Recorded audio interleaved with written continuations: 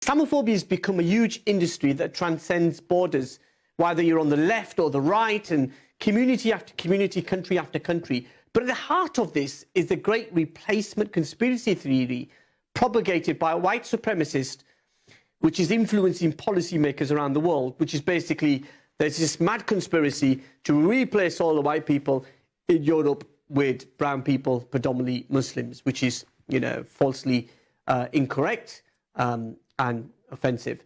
Arsalan Iftikhar is a human rights lawyer. He's the founder of the Muslim website, themuslimguy.com. Check it out, it's really good. He's an award-winning author. He's a senior fellow at the Georgetown University. He was named one of the top 12 Muslim Twitter accounts in the world by the Huffington Post. And his most recent book is titled Fear of a Muslim Planet, Global Islamophobia in the New World Order. The former US President Jimmy Carter has described the book, and I quote, he says it delivers an important book that shows Islamophobia must be addressed urgently. Wow, what an endorsement. Arsalan Iftikhar is based in the United States, in Washington, D.C., and I'm pleased to say he's joining us to reflect on his work live from the US capital of Washington, D.C. Welcome to the program, Arsalan. Assalamu alaikum. Great to have you on and talk about the book. Wa alaikum assalam, Mohammed. Thank you for having me. Great. Let's start with where did the idea for the book come from? Well, the idea for the book came from 20 years of Islamophobia. Since September 11th, 2001. I'm a human rights lawyer in the United States, and immediately after the 9/11 attacks, we had the post 9/11 era, which included the metastasization of Islamophobia, both domestically here in the United States, but worldwide as well. We had a global ongoing war on terror, which I'm not even sure is done yet or not, but which fed into meta-narratives of, the proverbial bad guys in the world being only olive-skinned, Arab men, as opposed to the enlightened white Christian, dominant Western world. It's based on the fact that global Islamophobia, like global anti-Semitism, is growing around the world. You see mainstream political parties in Western industrialized nations, in the United States and within the European, whether you're looking at France with Marine Le Pen, or Holland with Geert Wilders, or Hungary with Viktor Orban, now most recently Italy with Meloni, essentially a 30-something blonde female fascist, and we see that Islam and Muslims are central to political footballs dealing with the world today, and that's why the title of the book is Fear of a Muslim Planet, actually both as, a direct heads-on confrontation with the people around the world who perpetuate the anti-Muslim fallacies that Muslims are coming to take over the world, but also the fact that, this is something that scores of other minorities in the West have faced, particularly black populations. Yeah, over many, many years. I'm just going to say, you're one of America's most prominent Muslim voices. And when I look at, doing mainstream media here in the UK, and when I look across the pond, you are one of the most prominent voices. How do you react to that Islamophobia? How do you remain so calm? That's a very good question. I remain calm because that's my job as a Muslim human rights lawyer. Again, Muhammad, when people, particularly in the West, I talk about Islamophobia in the West, and it does stem from the fact that, all public opinion polls show that the vast majority of Western white folks say that they don't know a Muslim in their everyday lives. The Pew Research Center, Gallup, most figures say about 70% of Americans, at least in the United States, for example, say that they've never come across a Muslim in their lifetime. And so anything that they see about minority groups in general, they're going to get from pop culture, right? They're going to get from the 24/7 news cycle. They're going to get from Hollywood, right? The villains, since the famous Fox, post 9/11 show with Kiefer Sutherland called 24, which again perpetuated the long-standing Hollywood racist, mythology of the proverbial bad Muslims. And so it's just Islamophobia worldwide is growing, and we have to tackle it head on, whether we are in the UK, in the US, and parts of Asia, as a global phenomenon. And that's something that I really want people to understand the magnitude of for our generation. And you don't shy away from that. You go into the lion's den. You've appeared on Fox News. You go on some of the right-wing radio stations as well. How do you assess Islamophobia in the United States? Do you think it's got progressively worse in the last 20 years? Well, not only has it gotten worse, it's actually just become embedded and entrenched within at least the Republican Party of the two-party system here in the United States. People talk about Donald Trump, who he has made a lot of, Islamophobic, anti-Muslim remarks. He once told CNN's Anderson Cooper that, quote, "I think Islam hates us," as though Islam were, a bully who used to steal his lunch money in the cafeteria. He said that he would monitor mosques in America. But we also forget that before Donald Trump was elected, there were 16 other Republican candidates who were all trying to out-Islamophobe each other in the Republican presidential primaries. You had people like Newt Gingrich, the former Speaker of the House in the United States, who said that he believes that Islamic Sharia law is a mortal threat to America. You have a pizza magnate named Herman Cain, who once said that he would not allow Muslims nor Hindus to be federal judges in the United States. So, we were seeing, and 15 others. And that's the thing, is that it's become entrenched in the United States, at least within our political discourse. And we're actually seeing a lot of European nations take similar cues from our political right. For example, in Poland, Muslims only represent less than 1% of the population, but Islam and Muslims are in 99% of Polish presidential elections. Why? Because Islamophobia plays. Yeah, and it actually sells. It's a global industry now, isn't it? It is. The Center for American Progress once found that in the United States, the top 5 leading anti-Muslim activists received tens of millions of dollars from 7 or 8 different right-wing charitable foundations and trusts. And so it's become a cottage industry worldwide that is not only making people a lot of money, but it's actually it's harming others. There have been scores from the 2019 massacre of 2 mosque locations in Christchurch, New Zealand, where 51 innocent people lost their lives in New Zealand's worst act of terrorism, to the 2011 Oslo, Norway attacks by a right-wing fascist Anders Breivik, where 77 teenagers were killed in a multicultural camp in Norway. We're seeing this metastasization worldwide. Shortly after the Christchurch, New Zealand attacks here in the United States, there was the Tree of Life synagogue shooting in Pittsburgh, Pennsylvania, where 11 Jewish congregants were murdered. And the person who committed the act, the white supremacist, left behind a manifesto blaming, Jewish people for bringing Muslim people into the United States. And so that's why we have to view Islamophobia and anti-Semitism as two fruits of the same poison, the same epidemic tree.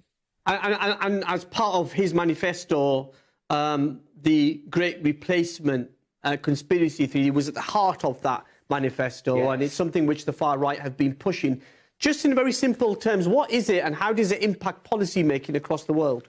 It's unbelievable. The Great Replacement conspiracy theory, very simply, is a white supremacist conspiracy theory that was coined by a 74-year-old white man in France by the name of Renaud Camus, with no relation to Albert Camus. This 74-year-old man coined this, what is seen as the granddaddy of the white supremacist ideological movement. And what the Great Replacement theory says is it's essentially a fill-in-the-blank theory for any society in the world, that blank people are coming to take over blank society, right? So depending on the context of, in America, you could use, any fill-in-the-blank, but the Muslims are coming to take over, or African Americans, or the Hispanics. In the UK, It could be Muslims and South Asians. In France, it could be people from the Maghreb, North Africa. But what it is a grand unification theory for white supremacists worldwide. It's a dog whistle that is being used to mobilize us versus them mentalities, right? The ethno-nationalist, tribalist, jingoistic mentality. And it's important to note, and I have to highlight this because of the sheer absurdity of it, this 74-year-old man named Renaud Camus, who coined the Great Replacement conspiracy theory, still lives freely today in a 14th century castle in the south of France. The New York Times Magazine has interviewed him for an extensive spread, while the French government has, criminalized Muslim civic life. And the only thing that this man was ever known for, and this is just a historical fact, is that he was famous in the 1970s for writing gay pornography. And that just shows how unserious of a human being this is that somebody now he's not a geneticist, he's not a scientist of any sort, he's a race hustler who is now using this dog whistle coded language of the Great Replacement. And Twitter studies have found that the search results for the Great Replacement theory have increased by like 174,000% on Twitter and social media in the last 5 years alone. And right-wing politicians like Donald Trump, Italian former foreign minister Matteo Salvini, Bjorn Hoek, the right-wing politician in Germany, and Tucker Carlson, the Fox, even media outlets here in the United States use the Great Replacement theory as coded language every single night, and it's becoming normalized. And that's why it's important for us that it's not only used against Muslims, it's used against Jewish people, it's used against Black people, it's used against Latinos, depending on the context. And so we really have to be aware of these phenomena that are going on, because global racism and global racism is all tied together, and white supremacy at the end of the day is the snake's head. Yeah, well, I know we're going to take a very quick break. Arsalan Iftikhar, I know you're going to stay with us for further conversation about fascinating discussion. Lots of questions coming through on Twitter. We'll see if we can get through some of them in the next segment. Arsalan Iftikhar, the award-winning author, Georgetown University fellow, campaigner, human rights lawyer extraordinaire. One of America's most prominent voices is with us tonight, exclusively here on British Muslim TV. We're going to take a very quick break. As I said, if you want to share your thoughts on what Arsalan has been talking about, you can do that by messaging us on social media. British Muslim TV is the handle. Join us on the other side of these very important messages.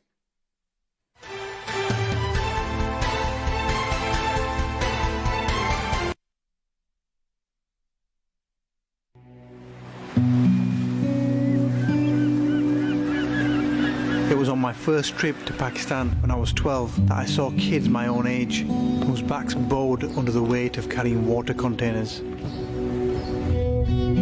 It made me realize how fortunate I was. As I got older, I became more involved to improve the plight of orphans in my home village. Eventually in 2009, I founded the charity Penny Appeal. Teamwork really does make the dream work, because in a few years we became a British Muslim movement. Our donors saved lives, fed the homeless, built water wells, mosques, schools, hospitals. We innovated and took movies, comedy and music tours into our communities. By 2021, we impacted the lives of people across 56 countries and provided 49 million meals, alhamdulillah. It was the donors and the team that made Penny Appeal surpass all my expectations.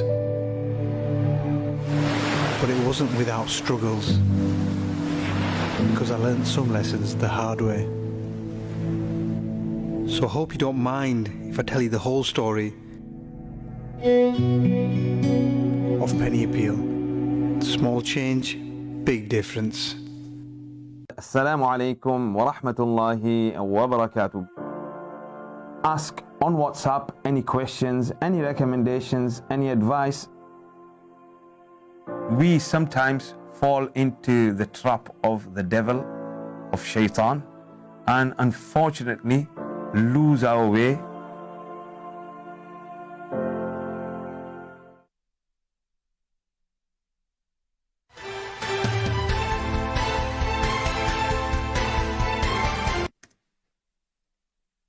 Assalamu alaikum, welcome back to Questions with me, Mohammed Shafiq. Now, we're reflecting on Islamophobia with one of the United States' most prominent Muslim voices, Arsalan Iftikhar.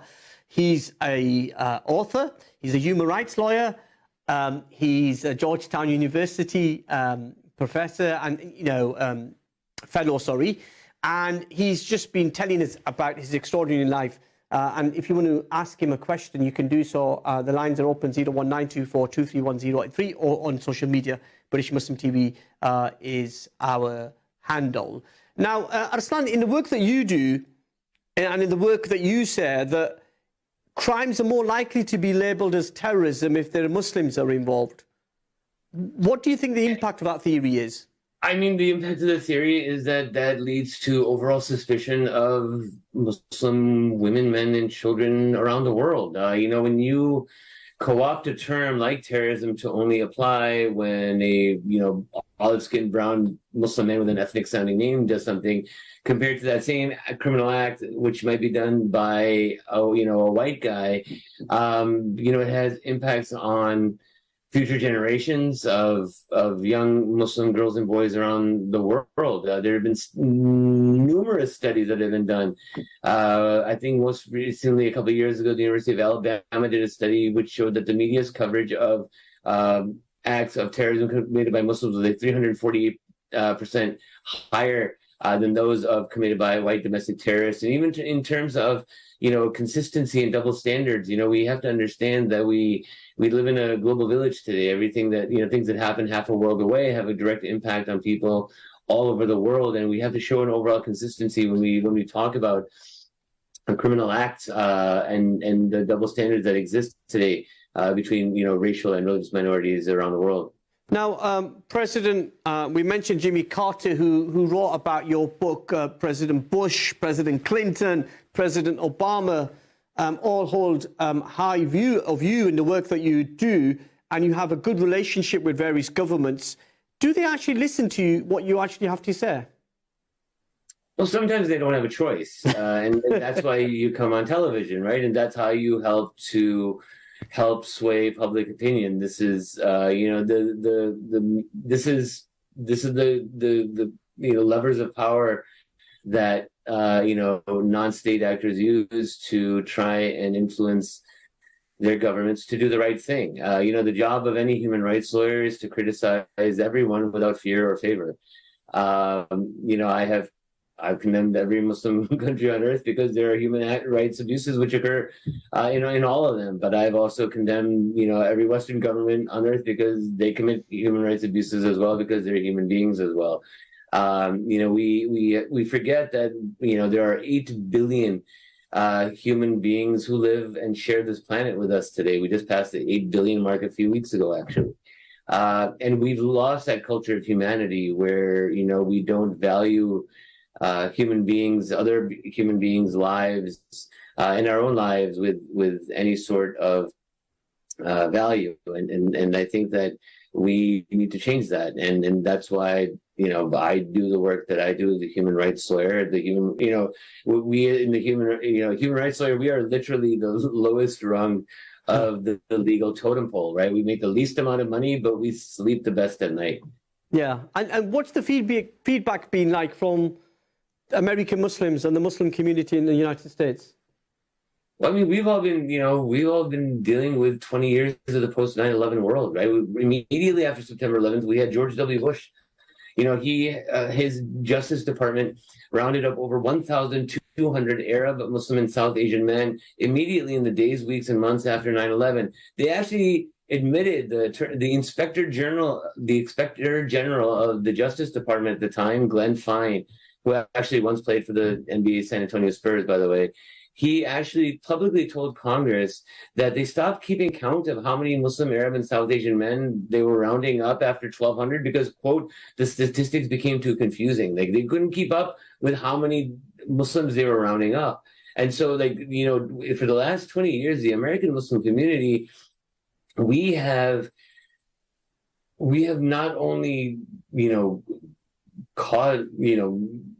caught the main brunt of global Islamophobia we were literally we were the country where the modern manifestation of that took place, and there have been hundreds and thousands of people who have been impacted by hate crimes, religious and racial profiling, employment discrimination, bullying. I mean, we have an entire generation of young children around the world. I get stories every day now from all over the United States, at least, where I'm hearing about young, like 12-year-old Muslim kids who are committing suicide.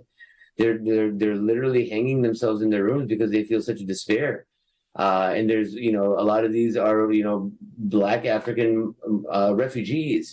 So there's multi-layers of things that we have to deal with in today's age. We can't just, use social media with, Facebook, Instagram, TikTok, Twitter, whatever, and forget that there's an entire human race that's living right now and that's shut down in quarantine right now, that's isolated, that doesn't feel connected with the rest of the world, that feels maligned, that feels attacked on social media or traditional media. And so, we live in very, very serious times, and it's important for us to understand the gravity of that and try to see what we can do to help build and actually bring some light to that conversation worldwide. And then you look at the reaction to terrorism. Is different when it's happening in the West to maybe what's happening in, Syria or Iraq or Palestine or Pakistan or somewhere like that. How do you react to that? Well, I mean, that's the double standards, right? That's the double standard that happened, when a few, there was, the Charlie Hebdo attacks in Paris in 2015. Well, that same week in the Black African countries of Mali and Nigeria, there were other terrorist attacks where we never saw that sort of global condemnation. We didn't see Facebook putting out filters, that you can make yourself into an African flag, but you can make yourself into a French one. And that's my job as a human rights lawyer, is to criticize everyone without fear or favor. And that's why human rights lawyers exist, is that we are here so that anybody who is persecuted, who is marginalized anywhere around the world, has a voice, and to give a voice to the voiceless, because right now it is only the powerful, it is the majoritarian population. We're actually seeing the rise of ethno-nationalism everywhere. People are hunkering down, they're turning to majoritarian rule. We see that happening in Narendra Modi's India, with the controversial Citizenship Amendment Bill, and obviously last year's shutdown, effective full shutdown of Kashmir, and the right-wing Hindutva rise there. We look at Myanmar with the Rohingya Muslim. China still has 1 million Uyghur Muslims inside internment camps, and they were allowed to host the 2022 Beijing Winter Olympics. Nobody said a word, but everybody wanted to criticize Qatar because of their terrible record on human rights, on worker conditions. But again, the double standards are abound, right? Like China was literally allowed to host the Winter Olympics while 1 million Uyghur Muslims were languishing inside internment camps. And you got Russia. I was just going to say, you got Russia as well in 2016 holding the World Cup 2 years after Crimea was invaded. Listen, man, that's why I'm 45 looking like I'm 85. Every white hair on my face hole has a story behind it. That's why I haven't got any hair left. There you go. We deal with the cards that are given to us. Yeah. Do you know, I was reading that there's a very, I think it was 32 or 33% of people in one US state wanted Islam banned back 5, 6, 7 years ago. And that hasn't got any better through the Trump years. How do you change the mindset amongst those who want to ban Islam or who are scared and afraid of Islam? You're not going to change many minds. Like you want to get the people who haven't decided yet, right? Like the people who say, like, I don't like Muslims. Like I'm not really looking for them. I'm looking for the people who are like, you know what? I don't know what to think about Muslims because I don't know any Muslims. Dear internet, tell me how I should feel about them, right? And so that's why, the content that we see on television, on radio, on the internet, social media, memes, virality, we have to understand that for the vast majority of us, we're not exposed to people of different backgrounds. And, especially here where, we live in, I wouldn't even say we live in a 24/7 news cycle. We live in a 25/8 news cycle. Like, I mean, there's too much content out there, right? There are deep fakes, there are conspiracy theories, there's false news, fake news, literal, misleading. I mean, it's just, there's too much. And that's why it's important for people to try to seek out as many different avenues of information as possible. If you see something, take it at face value. Yeah. Don't consider it to be gospel of any Of any sort. seek out opposing points of view. We have and that's why I always tell people that the reason that I've spent my entire professional life of 20 years, on television is because for the vast majority of people, they've never seen a Muslim before. I remember I did an interview on Fox News once, and the video was on YouTube. And I remember there was a comment that this lady had written, and it was only one line long, and I'll never forget it.